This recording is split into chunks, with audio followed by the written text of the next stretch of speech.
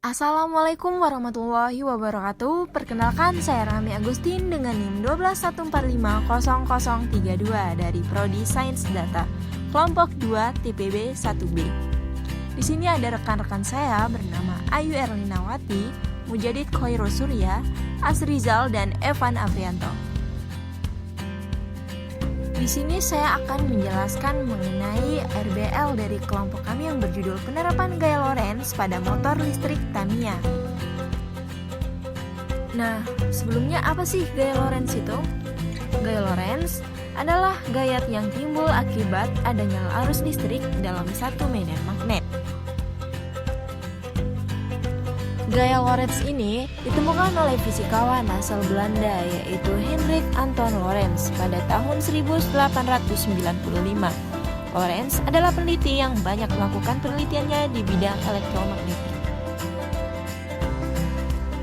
Rumus dari gaya Lorentz yaitu F sama dengan Q dalam kurung E ditambah V kali B, di mana F itu adalah gaya, Q itu muatan listrik, E itu medan listrik eksternal, V kecepatan, B itu medan magnet. Alat dan bahan yang kami gunakan dalam praktikum ini yaitu ada tabung dinamo, lilitan, chassis, gear, kuningan, roda, dan baterai. Tamiya mengeluarkan produk 4WD. Mainan mobil-mobilan ini menggunakan sistem bongkar pasang tanpa menggunakan remote control. Mobil ini menggunakan motor listrik untuk bergerak.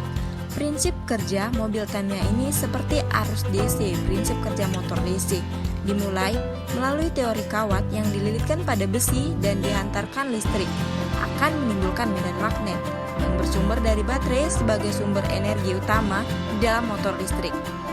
Komponen terpenting dalam Tamiya adalah baterai, yaitu sebagai sumber energi listrik, dan dinamo sebagai penggerak. Motor adalah mesin yang dibuat untuk mengubah energi listrik dari sumber tenaga listrik baterai menjadi energi gerakan mekanik. Motor yang digunakan pada mobil Tamiya sering disebut dengan dinamo. Fungsi dinamo pada Tamiya sebagai mesin penggerak, sehingga gear yang berada pada dinamo dapat memutar gear. Pada roda mobil Tamiya, dinamo biasanya terbuat dari bahan metal dan sedikit polimer. Prinsip kerja pada dinamo Tamiya mirip dengan generator, dengan cara menerima energi listrik dari sumber energi listrik, lalu diteruskan menuju kumparan agar berputar. Kemudian, di dalam stator terdapat magnet yang menjaga agar kumparan dapat berputar secara statis. Dinamo Tamiya ini adalah salah satu alat untuk penerapan gaya Lorentz.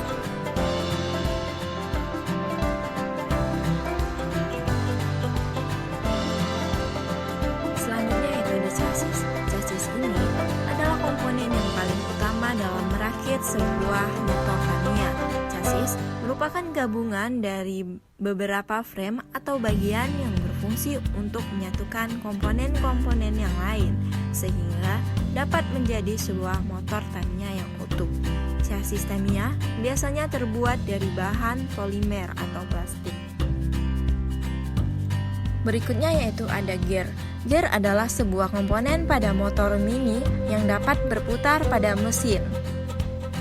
Fungsi gear ini untuk meneruskan putaran dari mesin atau dinamo ke roda. Gear biasa terbuat dari bahan polimer. Selanjutnya yaitu ada roda. Roda adalah benda yang berbentuk lingkaran yang biasa digunakan sebagai alat penggerak pada kendaraan. Roda pada Tamiya biasanya diberikan gear penghubung untuk menerima putaran dari dinamo. Roda Tamiya biasa terbuat dari bahan polimer. Selanjutnya yaitu baterai. Baterai adalah sebuah benda yang dapat mengubah energi kimia menjadi energi listrik. Oleh sebab itu, baterai adalah sumber energi listrik yang cocok untuk motor atau mesin Tamiya karena ukurannya yang kecil dan tidak terlalu berat. Hampir seluruh komponen baterai terbuat dari bahan metal. Mobil Tamiya digerakkan oleh energi listrik yang tersimpan di dalam baterai. Oleh karena itu, kita harus memanjakan energi listrik ini agar mengalir sempurna ke dinamo. Bagaimana sih caranya? Caranya yaitu dengan memperlancar jalur arus listrik, salah satunya mempertebal plat terminal baterai. Jika plat terminal baterai lebih tebal, maka pasokan aliran listrik akan lancar dari baterai ke dinamo dan membuat dinamo lebih stabil. Caranya dengan menempel dua plat terminal menjadi satu. Agar rapi, kita harus menggunakan tang jepit agar tidak berantakan. Selain itu juga, teknik ini membuat saklar on-off lebih kuat, tidak mudah bergeser.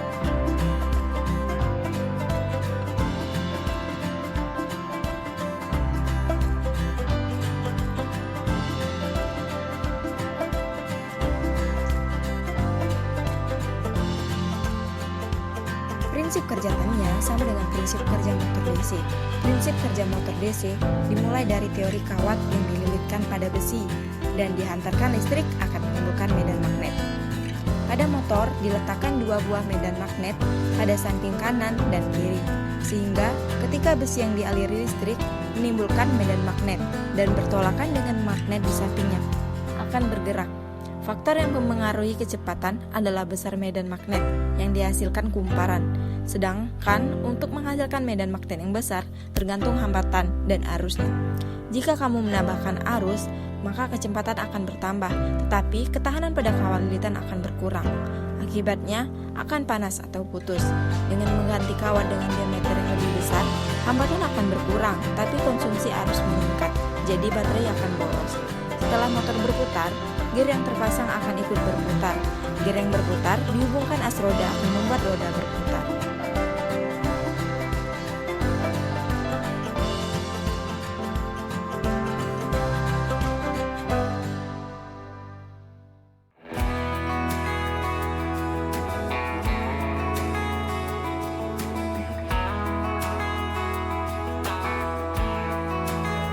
Hasil dari percobaan yang dilakukan adalah lilitan dengan jumlah putaran lilitan yang dikit lebih cepat daripada lilitan dengan jumlah putaran yang lebih banyak, dan semakin banyak jumlah lilitan akan semakin membuat baterai cepat habis.